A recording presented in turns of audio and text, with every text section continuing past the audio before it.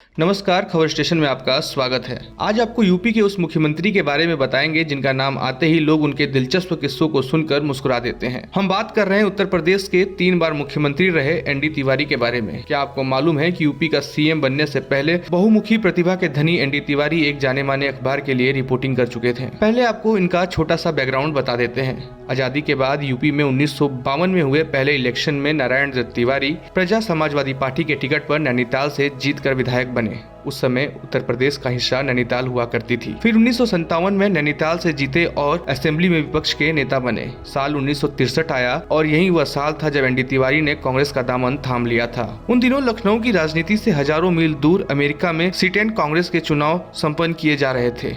इसी बीच doctor CD Deshmukh की अध्यक्षता में गठित समिति ने अमेरिका संसदीय चुनाव को अध्ययन करने के लिए अमेरिकी छात्रवृत्ति के लिए नारायण दत्त तिवारी के नाम का चयन किया। अमेरिका प्रवास के लिए तिवारी जी को 1 साल के लिए छात्रवृत्ति दी गई। इसी के चलते तिवारी अपनी धर्मपत्नी डॉक्टर सुशीला को लेकर नवंबर 1963 में अमेरिका के लिए रवाना हो गए। बहुत कम लोग इस बात को जानते हैं कि अमेरिका में संसदीय चुनाव प्रतिरोध का अध्ययन करने के साथ साथ एनडी तिवारी ने लखनऊ स्थित नेशनल हेराल्ड के लिए विशेष संवाददाता का भी काम किया था। उनके बारे में कहा जाता है कि वह चुनाव संबंधित रिपोर्टिंग के अतिरिक्त अमेरिका की अनेक ज्वलन समस्याओं से संबंधित दिलचस्प खबरें अखबार के लिए भेजा करते थे। रिचर्ड प्रमुखता के साथ अखबार में प्रकाशित हुआ करती थी। उस समय इस अखबार के संपादक उस दौर के जाने माने पत्रकार चलपति रावत थे।